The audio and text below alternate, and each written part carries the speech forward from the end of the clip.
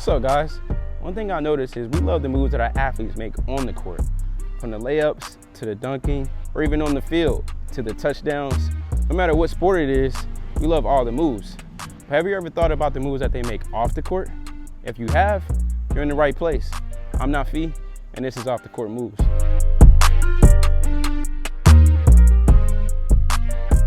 What's up, everybody? I'm Nafi. Welcome back to another episode of Off the Court Moves, presented by Endure Pro.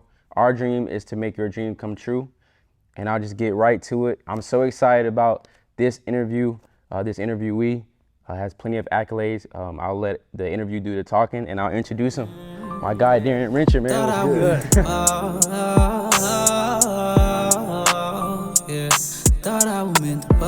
good? Really appreciate you taking the time out to get to us, man, and do the interview, and with your schedule, man. Like we really appreciate it from the Endure family for sure. For sure, bro. I'm glad to be here, bro. Look, nice setup. We're here. We're doing it. I love to see people going for stuff, bro. That's awesome, and that's what you told me when we first had that in-person interaction, for sure. So I'll give people some context. We met at a basketball game, which was a lovely thing because one of the reasons why I was there was like to network. Right.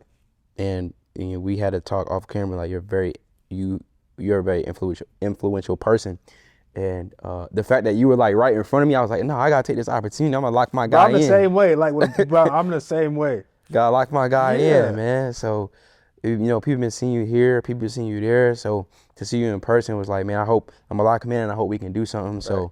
So now we're here. So yeah, bro, and just like hats off to you. I think for me, like spirit, no spirit. I can tell, like, all right, this dude, he owns something. Like he wants something more out of life. He going for it. And then like, I feel like you definitely trying to get in different lanes, like the same as me. And I was there just to support the city. I was like, like all my boys I grew up with, it's something good going on. It's positive, and a bunch of dudes from the city putting on. I'm like, look, let's go ahead. Anybody from upstate, anybody from South Carolina doing something, I'm like, fan the flame, bro. Put some energy behind it. Yeah, and shout out to KST Lead, man. Yeah, I know it's in the very beginning stages, and I hope it succeeds. It's the beginning of a lot. Like he really doing his thing, and like I really salute him because you got to create environments like that for people to come together, and somebody has to initiate it, and then it's cool to see. That's anything that they always say build it, then they'll come. If you create it, then it's cool to see how people just come along. But somebody's got to be the creator. For sure. And I wanted to shout him out in the league because of this came from that. Right. Literally. A literal byproduct. Literally, man. So D Wrench is what people call you. I can call you that here. No, so D Wrench. Let's take it back for our audience. I know a little bit about you, but tell us your beginnings and just like your childhood and how you got to be who you are. From Anderson, South Carolina. Then I'm trying to figure where that goes. Like, grew up playing both sports, predominantly basketball, transitioned to football. Play AAU ball like all the way growing up. Was on some really good teams and thought basketball was gonna be it. But 6 feet too short. Football looked a lot more promising, and football just kind of started to become a lot easier to me as I got older and started getting more competitive. And so from the jump, everybody was like, "That's gonna be your thing."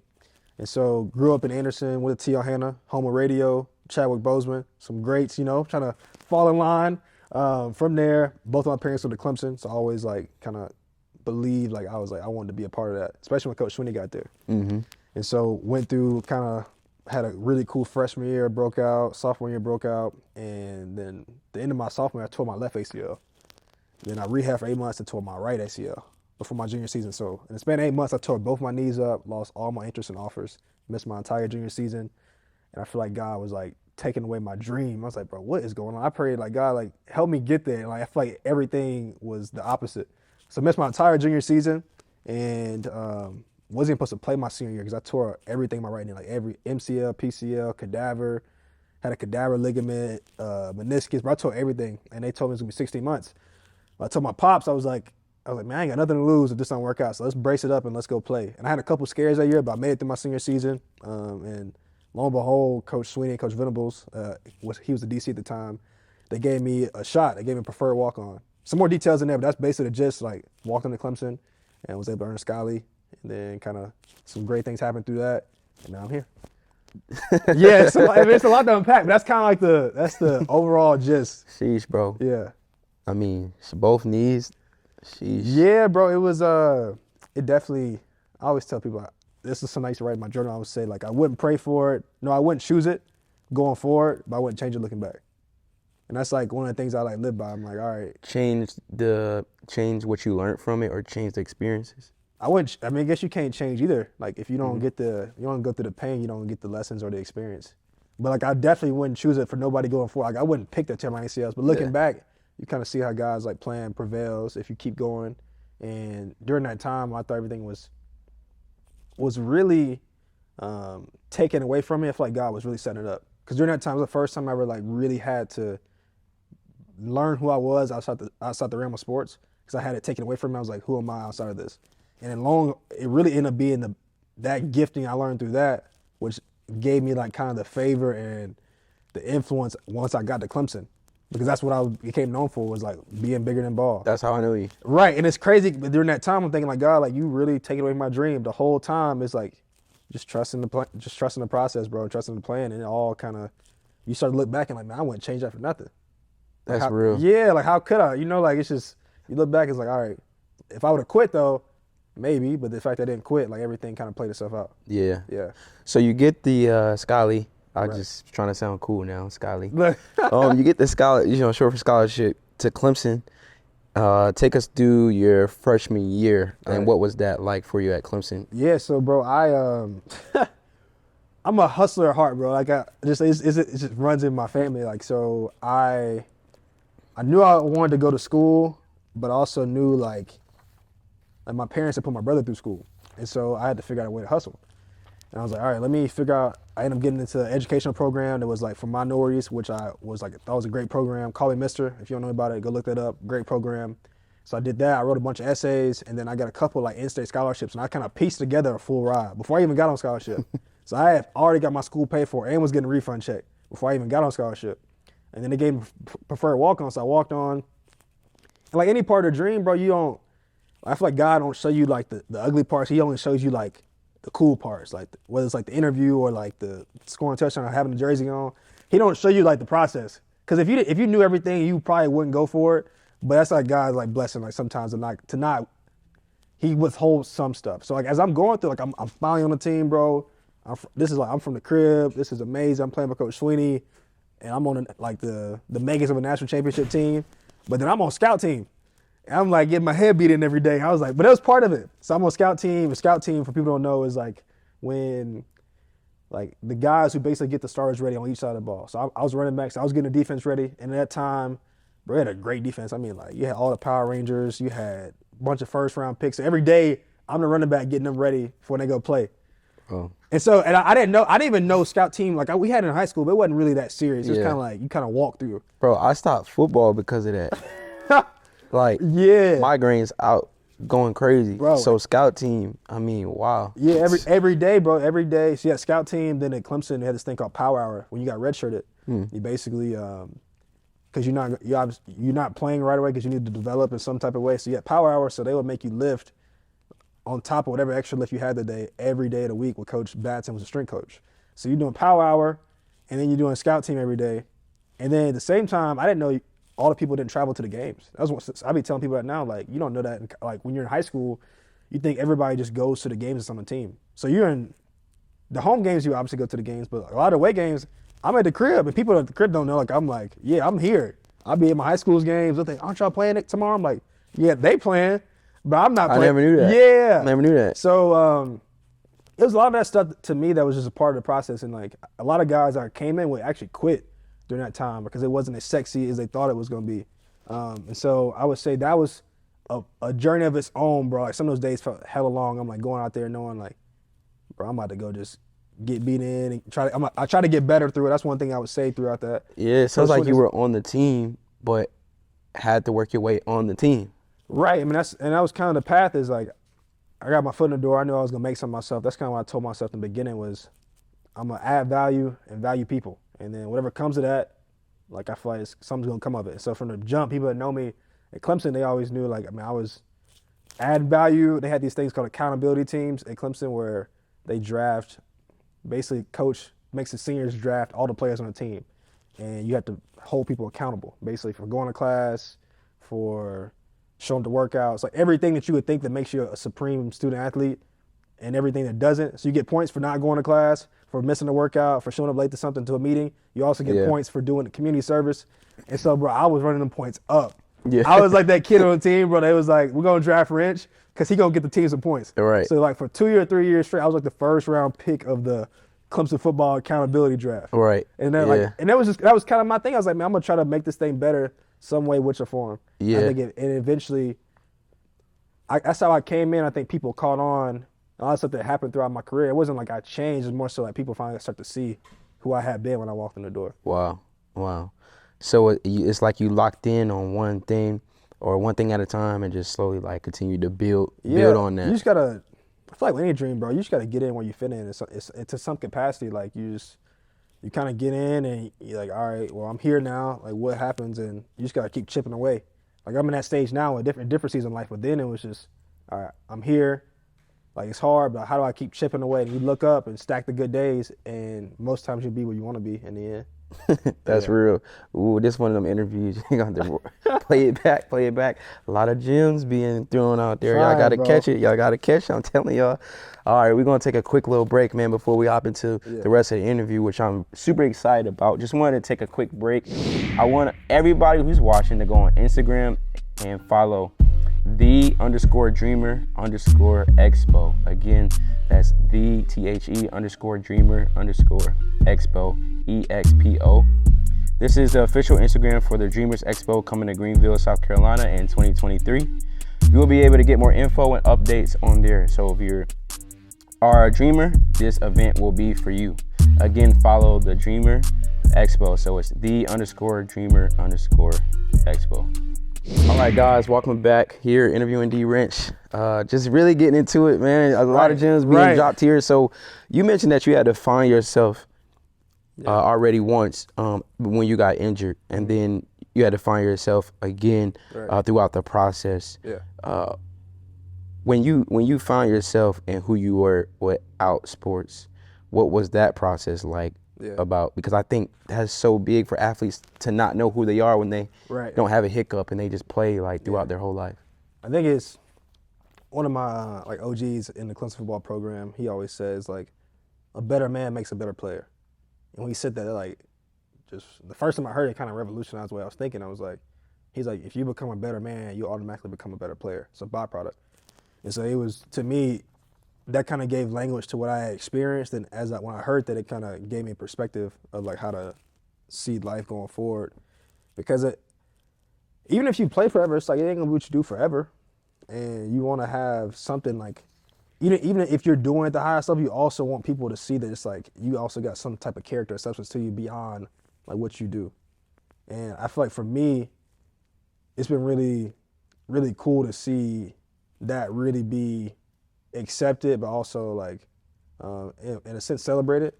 But like, when I go back to Clemson, you people would think I rushed for 1,000 yards, bro. Bro, I did not have 1,000 yards in my career. I believe it. Yeah, bro. You people think I would was up. Like I had a bunch of touchdowns. I had a couple, and people would think that like and it's God. I mean, it's not even no knock. It's just, to me, like it really is true. Like character prevails. How you treat people matters. And you're the person that people want to see win.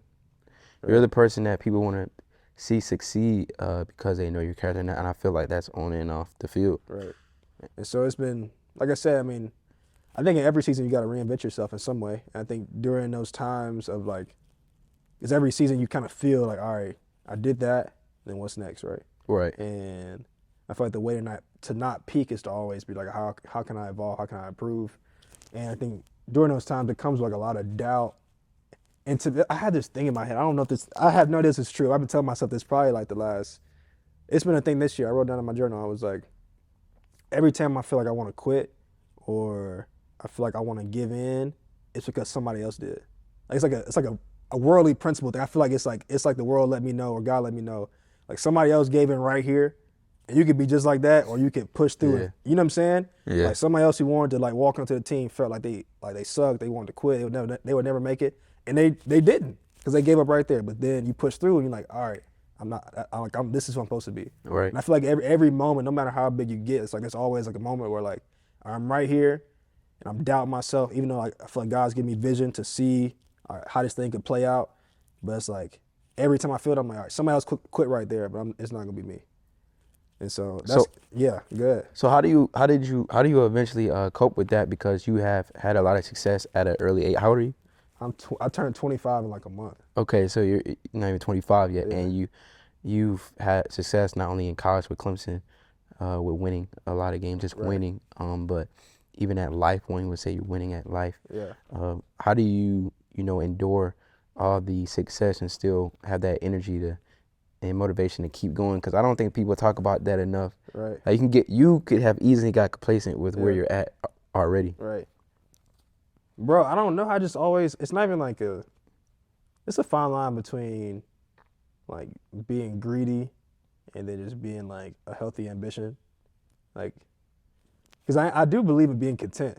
Like, I think that you look like every season of my life, like, there's a verse, Philippians 4:13. Everybody reads like, I can do all things through Christ who strengthens me, right? But one of my coaches used to say like, read the 10 through 12, where it talks about, basically Paul wrote that verse after saying like, I can go high, I can go low, I can go with, I can go without, I can abound, I can be low. Then he says, I can do all things. So he's saying like through every season of life, it's gonna be sometimes you got it, sometimes you don't have it, sometimes people see you, sometimes people don't see you. Like, it's gonna be every, you know what I'm saying, every kind of like dichotomy of like, you're gonna experience everything. It's like, I think it's a spiritual and a maturity thing to learn how to accept it and be content in every season. So now I feel like when I walk down, like, I mean, bro, people literally laugh, bro, when I went to Clemson, because I told people, I was like, bro, I'm going to Clemson. All my coaches tried to talk me out of it. And then people tried to talk me, I had people sit me down like, bro, this is whatever. I was like, man, I feel like if the door open, this is what I'm doing. And then everybody kind of became believers as I believe. So I feel like, to answer your question, I can be long-winded at times. Are you good? You stayed true. Ask me a question one time, because I feel like I was going somewhere I wanted to land.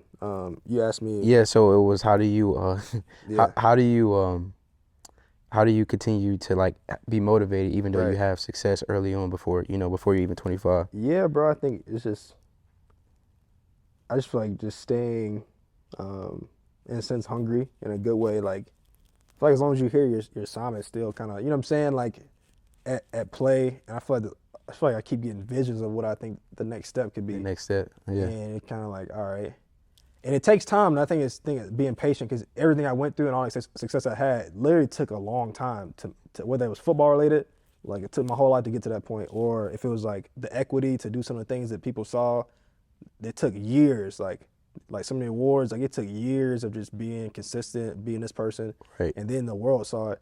And so now it's just like, all right, kind of taking those same principles and transfer them to different things I'm passionate about, to where like, all right. And then some of it, it's like, to me, it'd be taking long, but then in the grand scheme, I mean, like, Brian lived like 3 lives this year. Like, I didn't graduate from school, pursue the league, got cut, and then now like getting into some other stuff. You know what I'm saying? Hey, bro, this year, Bro, 3 is an understatement. bro, I didn't live like I Right. was thinking, because I just moved like for the 4th time this year. Like, I moved to Florida to train because I was chasing that dream. I had to move back. When we got married, I moved here, and then we just moved into another spot. People don't even know. People don't. It goes by. It's Bro, quick. it's quick. Bro. I mean, it's like, and that's where, I don't know. It's like it's a balance of like really celebrating and being content with life, but also, man, like time flies, and I just feel like I'm big on the journey, and it's like I feel like we got places to go. You're not even 25, man. So, so I want to get into your. I appreciate you for sharing that. I want to get into your off the court move, which in your instance would be off the field move. Right. Take me through what you're working on, some of the projects you're working on right now, and where we can see you. Well, I know I can see you on ESPN and ACC Network, right. But let the audience know some of the things that you're working on currently. Yeah, so I feel like I've always been like this, even since I was in high school. Like I found myself running in different lanes.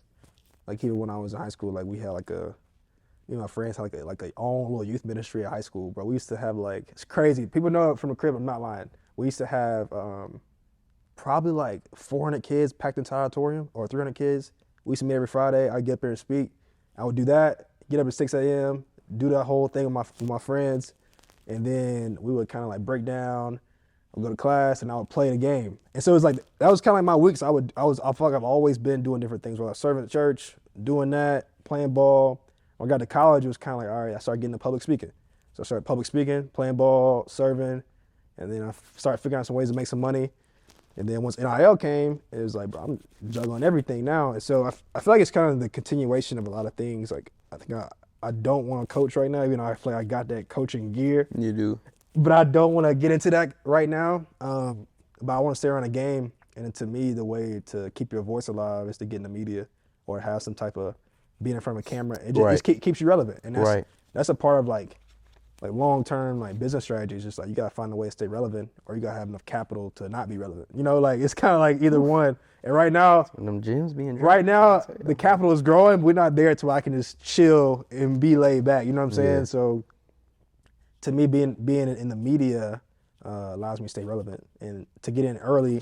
To me, I feel like I'm trying to run that play for the next 25 years, bro. And we recently seen you make your debut, I want to say, on ACC Network? Yeah, ACC Network, ESPN. So it was my first time. So that was, and like that, I planted that seed. They did a special on me in college, and I told the producer, I was like, hey, don't forget about me.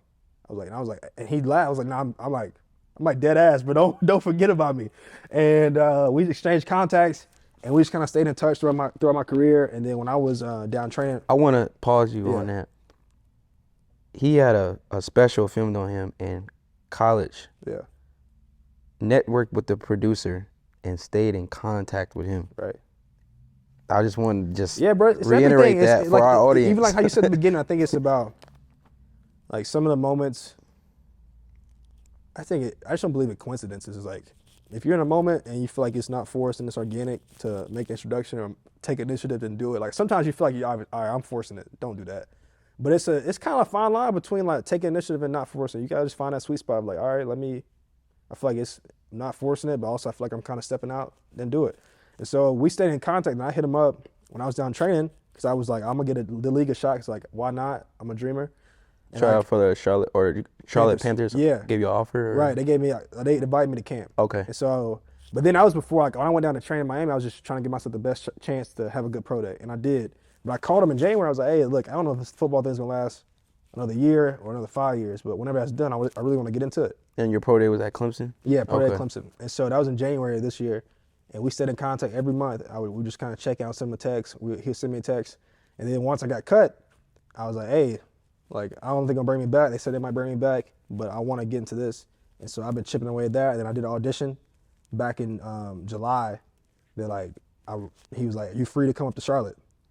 Audition for the network. For the ACC Network. ACC Network. Yes, Don't want to get too deep into the audition, but what did you have to prepare for that, or have you always been like a guy that's not scared of the camera or microphone? I mean, I think throughout my college career, I kind of made myself not be shy of the camera. Okay. I don't feel like I ever was. I feel like I always kind of been like this, but at the same time, it is like a comfortability thing that I think over time I've been in the camera so much. Some because they made me do some stuff in front of the camera. Also, sometimes I would volunteer. And then I had my own podcast last year I started in college, so I feel like I got really comfortable. And still got a lot to learn, but I feel like I'm like, all right, I feel like it's a space I feel kind of grace for. And when I auditioned, I definitely did my homework. They gave me like my little, hey, here's what you're going to talk about. Right. And it was different. Like, just because you can play sports, I mean, you can articulate sports. For sure. It's like a big difference. It's like same thing when people think just because you can play, it means you can coach. It don't really correlate. For sure. Sometimes the best coaches are people who weren't good. Yeah. Because they're just very, they were very in tune. And so. And they basically became like a nerd of the sport. Right. Yeah. And it takes some time. And sometimes it does, like, it's like 50-50. Sometimes it does translate, sometimes it doesn't. Mm-hmm. But it's not it don't always correlate. So for me, did my homework. I feel like I did a good job. And we kind of stayed in touch. Literally, he kept telling me every 2 weeks. And I would just follow up, like, hey, it's 2 weeks. And just, but politely. And then he finally hit me and was like, hey, I think I can get you in next week. I was like, hey, I'm free. They flew me to Bristol. So that's where the headquarters is for ESPN. Rental car, hotel, and I did my first 30-minute segment on national television. Like, had all my family tuned in. It was cool. Like, people showed me as much love for that as when I made it to the league. For like the snippet of that I did. Like, people from the crib was showing so much love because it was like, you're the product of Anderson. Bro, what's crazy about that clip? So here's what. Product of Anderson. Well, my dad's like a huge fan of my parents, like always super supportive, and people know that from where I'm from. And so my dad just put it out, his public announcement, like, hey, my boy's on TV tonight, whatever. Right. And so, and I saw the responses that I had posted just because I wanted people to tune in, like, especially my friends. I put it out. I just saw the feedback was getting crazy. And so I called the producer. I was like, hey, this is gonna sound crazy, but I was like, if there's any way you could just put the hometown, like underneath my ticker, just put hometown Anderson, South Carolina. That's love. So that's what I told him. Right. So I don't know what he put. So I watched the TV copy back and it says the pride of Anderson. I was like, bro, I did not say that. Yeah. But people was like, bro, that's crazy. Like, whatever. So it's Agreed though. That was dope. And some people don't know, like they joke and they do stuff like that on purpose. Right. That's what I'm saying. I literally I didn't tell him to put that. I said just put my hometown. Cause so Right. people from the crib could be like, bro, that's. Shout out to him for doing that, man. Cause you won't say it, but shout out to the producer who put Pride of Anderson on there. So Yeah. Shout out to him. Yeah. Good man. But yeah. So that's kind of that lane, bro. Sports media is I think a lane I want to run in.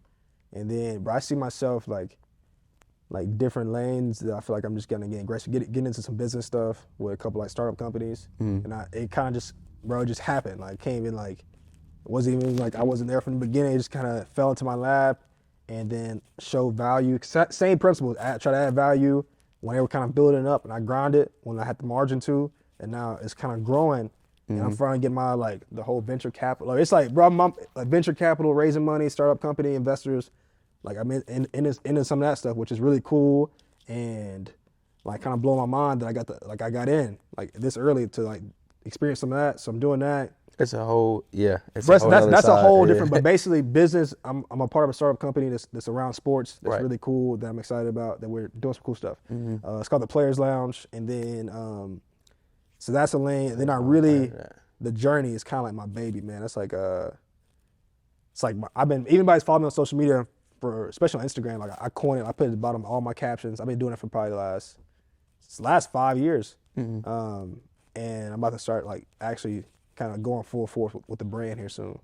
Like podcasting, stuff like this, telling my story, getting friends on, just hopefully giving people principles and giving some gems and just helping people. For sure. And then putting out some clothes. And I like merch, but I'm really trying to put out some, you know what I'm saying? I'm trying to do it, bro. I'm excited about the line. I got my first line coming out, and so yeah. Yeah. So throughout all that, and as we wrap up, throughout all that, you you're engaged. I'm married. You're married. My fault. With a little one on the way, bro. Like I said. With a little one on the way. So yeah. Throughout all that, how do you keep or build a family, a foundation throughout all the business and sports? Just priority. And it's easier said than done, but I've seen kind of my mentors do that stuff. Like just some stuff ain't always gonna be here. Like one of the best things I heard was said like prioritize between God things, great things, and good things. And he was like, God things are things that like are irreplaceable. Like you know what I'm saying, I'll always be like when my daughter comes out, only I can be her father. Only I can be my wife's husband. Only I can be a brother. Only I can be whatever. Those are God things like that. You can never take those things away. Irreplaceable. Great things are like great opportunities. You take them as much as you can, but like you don't let them come over to God things. The good things are things you kind of, if the season allows for it, you do it. If you got the margin, you do it, but you never like switch the order. I feel like sometimes I feel like we get in trouble is like things that like are God things that get taken, you kind of put good things in place of those. And that's how you kind of fall out of line. So for me, it's just easier said than done, but prioritize. And I feel like I got enough accountability to where I just try to check myself and really make sure I'm being intentional. It don't take a lot of time. I think it's just intentionality though. For sure. Yeah. Awesome. Well, we ran over time a little bit. Unfortunately, in life, we run out of time sometimes. Yeah, facts. We run out of time sometimes. But if you had a small piece of advice for our audience, just about business, someone looking to play sports in college or high school, just advice in general for young ladies, young men, what would it be? And I believe that's your camera right there. Yeah, it's my camera. Good question. I would say people get really, even myself, you get really caught up on how you start something instead of just starting it. So whatever it is, whether it's a new skill or kind of building off of something you're already doing, is just start and just keep figuring it out. And then you'll look up one day and be like, all right, I'm doing it. I feel like that's the best piece of advice I've learned. And I just say like, once you do it, stay consistent and stack the good days and it'll turn out all right. Man, I appreciate it. And I just want to give a quick shout out to our friends over at The Vault. I'm in downtown Greenville, a sports retro store. Helped us get you a little gift over here, man. Okay. for my guy. Yeah. Okay. I don't know if that's your favorite team or not. I just could only guess. So Yeah, no, that's all right. I rock with this. Yeah. I'm a hat guy too. Come on. For sure, man. So, well, that's it for the show. My guy, I really appreciate you joining. And guys, make sure you go down to the vault and grab some of your favorite sports team gear. The address is 213 North Main Street in Greenville, South Carolina. Appreciate it, D. Rench. Come on. My guy. Blessing. Thought I went to bar. Thought I went to bar, yeah. Thought I went to bar, yeah. Thought I went to ball, but I went tall up on the court. I'm really finna ball, I'm just not balling in that sport. Every time I touch a mic, I light a flame up with a torch. I was screaming to me in, but they didn't